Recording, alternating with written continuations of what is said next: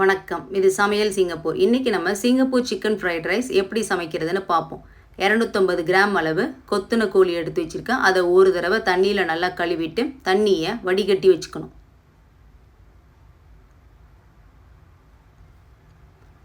கால் teaspoon அளவு மிளகுத்தூள், கால் teaspoon அளவு உப்பு போட்டுட்டு கோழியில் நல்லா கலந்து வச்சுக்கணும். ஒரு எண்ணெய் சட்டி அடுப்பில் வச்சுட்டு எண்ணெய் சட்டி சூடானோன்னா ஒரு டேபிள் ஸ்பூன் அளவு சமையல் எண்ணெய் ஊற்றிக்கணும். எண்ணெய் சூடானோன்னா உப்பு மிளகுத்தூள் கலந்து வச்சுருக்க கோழியை போட்டு நல்லா வதக்கிட்டு கோழியை நல்லா வேக வச்சுக்கணும்.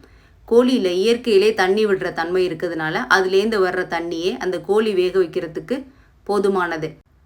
கோழி வெந்துட்டான்னு பார்க்குறதுக்கு அந்த கரண்டியை வச்சு வெட்டி பார்த்தா கோழி ஈஸியாக வெட்டுற மாதிரி இருந்துச்சுன்னா கோழி நல்லா வெந்துட்டுன்னு அர்த்தம். இல்லைன்னா ஒரு கையளவு தண்ணி தெளித்து கோழியை நல்லா வேக வச்சு எடுத்துக்கணும். இதில் நான் கொத்துன கோழிக்கறி போட்டிருக்கேன். நீங்கள் எலும்பில்லாத கோழி எடுத்துட்டு அது சின்ன சின்ன துண்டாக நறுக்கிட்டு இந்த சிக்கன் ஃப்ரைட் ரைஸில் சேர்த்துக்கலாம். கோழியில் உள்ள தண்ணியெல்லாம் குறைஞ்சிட்டு கோழி நல்லா வெந்துட்டப்போ வேக வச்ச கோழியை வேறு ஒரு பாத்திரத்தில் மாற்றி வச்சுக்கணும்.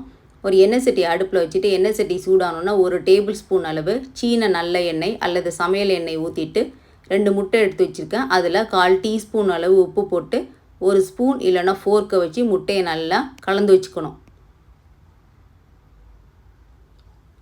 எண்ணெய் சூடானோன்னா அதில் கலந்து வச்சுருக்க முட்டையை ஊற்றிட்டு ஒரு கரண்டியை வச்சு நல்லா கிண்டிக்கணும். முட்டையை பாத்திரத்தோட அடியில் ஒட்டாமல் வர்ற அளவுக்கு நல்லா பொரிச்சு வச்சுக்கணும். முட்டையை நல்லா பொரித்த பிறகு அதில் வேக வச்ச பாஸ்மதி சாதம் 400 கிராம் அல்லது வேக வச்ச பொன்னி சாதம் 400 கிராம் சேர்த்துக்கிட்டு ஒரு கரண்டியை வச்சு நல்லா கலந்துக்கணும். வேக வச்ச சாதம் ஒன்றோட ஒன்று ஒட்டாமல் இருந்தால் தான் ஃப்ரைட் ரைஸ் சாப்பிட்றதுக்கு நல்லா இருக்கும். வேக வச்ச கோழியை சேர்த்துக்கணும். திரும்ப ஒரு கரண்டியை வச்சு நல்லா கலந்துக்கணும். ஒரு டேபிள் ஸ்பூன் அளவு லைட் சோயா சாஸ் எண்ணெய் சட்டியோட ஓரத்தில் படுற மாதிரி ஊற்றிக்கணும். அப்போ தான் நம்ம வீட்டில் செய்கிற இந்த chicken fried rice restaurant taste கிடைக்கும்.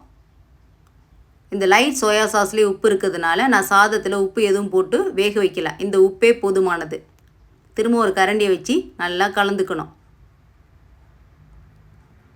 கால் டீஸ்பூன் அளவு எம்எஸ்ஜி போட்டிருக்கேன். உங்களுக்கு விருப்பம் இல்லைன்னா எம்எஸ்ஜி போடாமல் சமைச்சிக்கலாம். கால் டீஸ்பூன் அளவு வெள்ளை மிளகுத்தூள் போட்டுட்டு திரும்ப ஒரு கரண்டியை வச்சு நல்லா கலந்துக்கணும். வெள்ளை மிளகுத்தூள் போட்ட பிறகு ஒரு கரண்டியை வச்சு 2 நிமிஷத்துக்கு பாத்திரத்தோட அடி பிடிக்காத அளவுக்கு நல்லா கிண்டிக்கிட்டே இருக்கணும். இப்போ நம்மளோட சிங்கப்பூர் சிக்கன் ஃப்ரைட் ரைஸ் தயாராகிட்டு. இதே மாதிரி நீங்களும் உங்கள் வீட்டில் சமைச்சு சாப்பிட்டு பார்த்துட்டு எப்படி வந்துச்சுன்னு கமெண்ட் பண்ணுங்கள். சமையல் சிங்கப்பூர் ரெசிபீஸ் உங்களுக்கு பிடிச்சிருந்தா சமையல் சிங்கப்பூர் சேனலை லைக் பண்ணுங்கள், ஷேர் பண்ணுங்கள், சப்ஸ்கிரைப் பண்ணுங்கள். இதே மாதிரி வேறு ஒரு சமையல் வீட்டில் உங்கள் எல்லாரையும் நான் மீண்டும் சந்திக்கிறேன். அதுவரை உங்களிடம் வணக்கம் கூறி விடைபெறுவது உங்கள் சமையல் சிங்கப்பூர்.